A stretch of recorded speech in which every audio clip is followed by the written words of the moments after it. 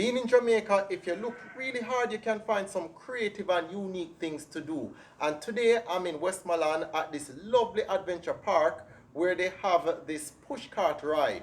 It's basically like a roller coaster merged with a pushcart. And if anybody know about our Jamaican culture, pushcarts are things that we normally use in the market to push produce.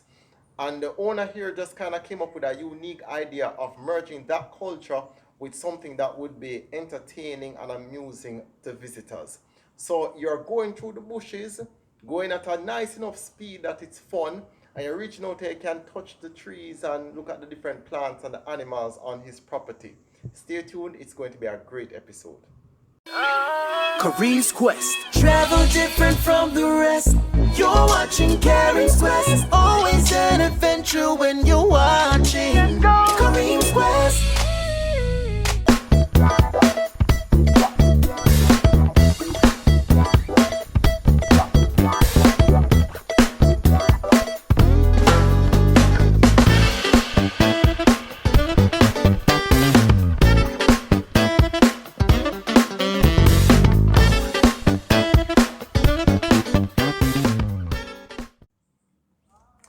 I'm here with Cheyenne. Cheyenne, how is everything? Everything's doing great. All right, so I noticed that you guys have done something that has never been done here before, right? Yes. You basically have your push cart, like a push cart roller coaster. Yes. What started that idea? Well, we have 4 tours that we do here at Jam West Motorsports and Adventure Park. One of them is atvs, the other one is the zip lining, the other one is the Jeep Safari, and also the horseback riding. But there was a demand for more. We had a lot of persons that were at a certain weight limit that could only participate in some tours. Oh, really? Yes, and so there was a need for something else. And this idea came about because basically this is a tour that doesn't use any fuel, any electricity, so it's a very efficient tour. Okay. Yes. Ah, nice. So no electricity, so then what are you dependent on? Gravity? Gravity, yeah. Oh, Straight gravity fed because it goes straight down a hill. So where did the concept in terms of just, because yes, you knew that there was a demand, but what led you in this era to say, well, a push cart? To find all the Kareem's Quest content in one place, visit the website kareemsquest.com. You'll see colorful adventure stories, a lot of pictures of Jamaica's beautiful landscape, and articles that highlight the many unique things about Jamaica. It's all at kareemsquest.com. All right, you know Jamaican culture already. We use market carts to transport our goods. True. And it has a very rich culture. True. The bobsled that we do also evolved from the market cart here. And we're thriving bobsledding right now. Right. Because I think we just won something in the Winter Olympics. I'm not sure exactly what it was. But from doing our research and attending trade shows for attractions, we noticed that a lot of places are selling mountain coasters. Yes, so they have different types of carts and different type of sleds that they use to transport the guests down the coaster. So we decided to use a market cart. I love that because when you go Coronation Market, you still see a whole heap of carts them pushing around a bunch of produce. Yes. Right? Yes. So to see that here. So tell me, what was the construction phase like? Because you must have had a lot of trials that you had to do to get it right. Oh yes, we did have a lot of trials. And all the persons that constructed the cart are local persons. So we had local welders constructing the carts. The engineers are also local. Yes, and the mastermind behind all of it is Mr. Ian Gordon, who is indeed the CEO of the attraction. Yes. So him personally started up. Personally start up everything, designed the cart, designed the rail, and he had persons advising him as we went along. What was some of the most intricate part of just the design, especially when you're coming up with a trail?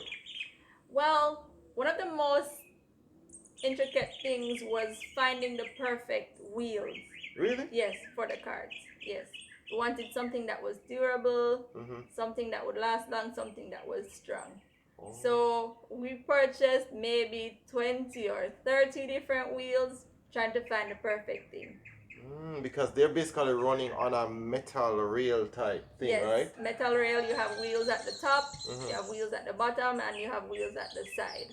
Oh. Yes. So you guys went through a lot of them? Yes, we did a lot. And all of the pipes that are used to make the rails, those were imported. So how long is this journey?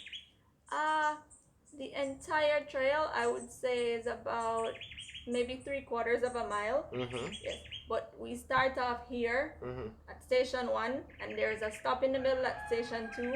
Ideally, what we want to do is have some Jamaican pastries down there at the stop.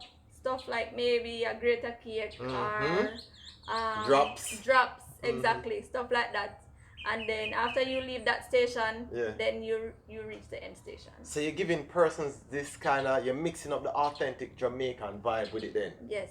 Right? That's the goal. So I'm looking at the cards, Cheyenne, and I can't help but noticing they have colorful designs. Yes, colorful designs and colorful names. Right? So who come up with that part now? Also, Mr. Ian Gordon himself insisted that every card be named from something Jamaican, whether it was a fruit, or a person, or bamboo, a drink, or a big bamboo. Right. So yeah. And I know that it must be a hit with foreigners, right? Yes, they get really excited when they see these names. And they start to decide which cart they want to ride in, whether it's a red stripe or the big bamboo, if they want to go on the pineapple or the banana. So they just love it because of that, right? Yes, they do. So now let me ask you, what has been the feedback? Very good so far. Very good, yes. We've had a lot of locals coming from Kingston. We had a promotion with Gustavus where we were selling it at a reduced rate. And a lot of people came in and they were very excited. Yes, how many of them do you have, by the way? How many carts? Yeah. 19 carts. 19? Yes. So, 19. but now I'm just seeing like 2, 4, 6. Yes. There are some carts at the end. Oh, yes. At the next station. Yes. And we have a challenge in that area that we plan to improve on, which is having the carts return to the beginning. Yes, so how they return? Alright, so Mr. Gordon designed a truck that has a rail on it. So you put the cart on a rail at the end, and that rail can actually move. It can go up and down and side to side. So you back the truck up to that rail and slide off from that rail to the truck's rail. Then you drive the truck back up here. We have 2 trucks. Each truck can carry 9 at a time. You back that truck up here and slide that off from that rail onto another rail here that can also move. And then that rail now brings it onto the main rail. Wow, that's a lot of rails. It's a lot of rails, yes. So that is what you're going to use until you can figure out something easier, right? Yes. But for now, using it has been easy so far. It's easy enough. We can do it fast enough. We can bring 9 rails up here in a matter of 10 minutes. So it's working fine for now. But as we go along and the demand improves for this tour, we'll need to find a way to get the carts back up here faster.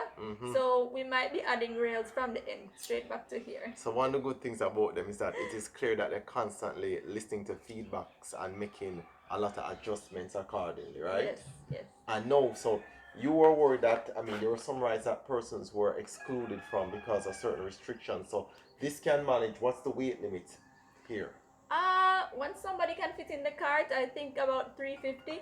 Good. Should be fine. Yes? Yes. Oh, nice. And then from there, so you have like group packages? Yeah, we have group deals, yeah. A lot of persons that are in groups, they like to come here and at least do 2 things. Yes. Really? Yes. In most instances, 3 things. And that is really why we needed that 3rd tour to add.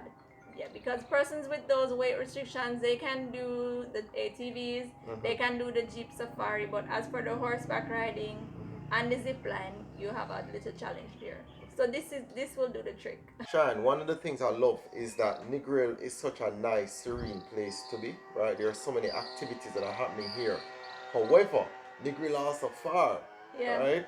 And persons might have challenges reaching here. What are some of the tips that you would give them? Okay, so mainly I would talk about Knutsford Express. They have a pretty good service, Good. comfortable, reasonable price to get to Negril. Also in Negril, especially around these times, you can find really good deals for locals. Almost every hotel is depending on the locals to survive at this point.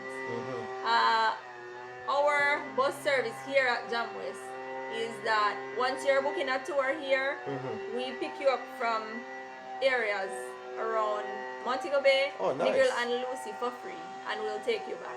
Oh, so even if Knutsford only takes you to a point, or bus shuttle service only takes you to a point, you have your own transportation then that will coordinate. Yes, we do. Oh, nice. We pick you up and drop you back off at that point for free. And usually when persons come here, they're going to spend about 2 hours, right? Yes, sometimes up to 5 hours.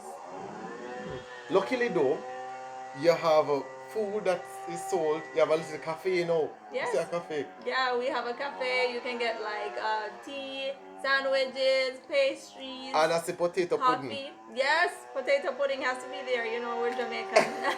Where do you get your potato pudding from? It's locally made. Yeah, I would suspect so. Is it We somebody have a in the local community? vendor. Yes, that makes a potato pudding and sauce. Oh, nice. Which one of your pastries, when they come, especially when they're on the push cart, which pastry do persons gravitate to the most?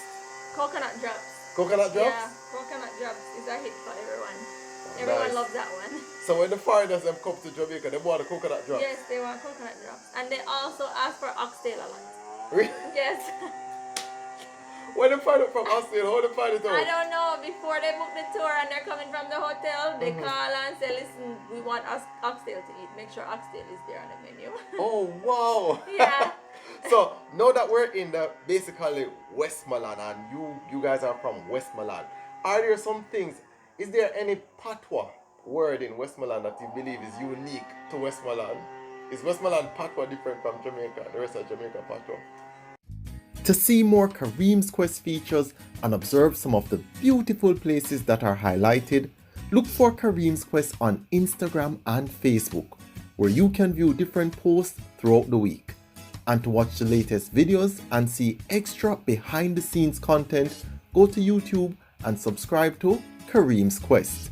And while you're there, don't forget to comment, share, and click the bell icon so you can know when all the new episodes are out.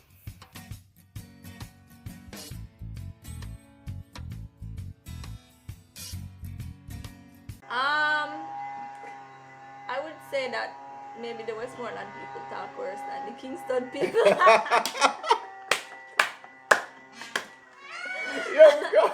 But I can't think of any word per se that is unique to Westmoreland. Yeah. I can't think of any. Alright, so listen, you're the type of person, you know, want sometime do her own subsidy tours unless she has to do it, right? Yeah. So you willing to take on the challenge with me? Yes, I will. For She's sure. going to. Alright, people, so listen, it was lovely. We're going to try this and see what it is like. I'm eager to also be on it. I love seeing these mom and pop type places because I just believe that you guys work so much with the community. Like even here, I realize that you have a full staff complement or a large staff complement. How many persons do you have on staff? Well, when we just reopened after the whole Corona lockdown, we started with about 30, but slowly every day we have to be calling back persons. So Good. yeah. And they're happy So for the that. numbers, of course, the numbers are rising. Sometimes you have staff coming and asking when is it that they're gonna get a call, which is hard to determine, but as soon as we see a window open, we give them a call. Good.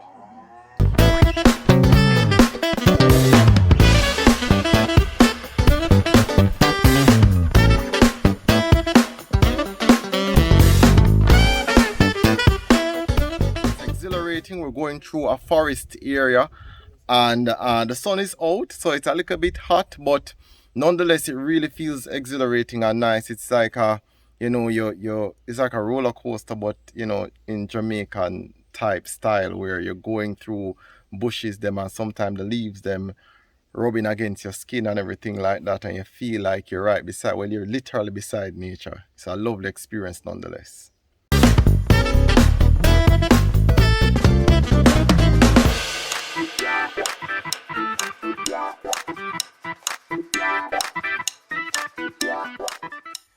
Now we're here at station 2. We just did the first leg. It was very exhilarating, especially the hard corner. How was that, Sharon? It was awesome. It was awesome. Yes. I thought I heard the first one went before I start scream. Yes, she was screaming indeed. I could hear her from the top. Don't it? It's a very nice feeling coming down, and then this is the break area where you can get your pastries. Yes. So where would the pastry be? Up under that gazebo there? Yes, right there. Okay then. All right.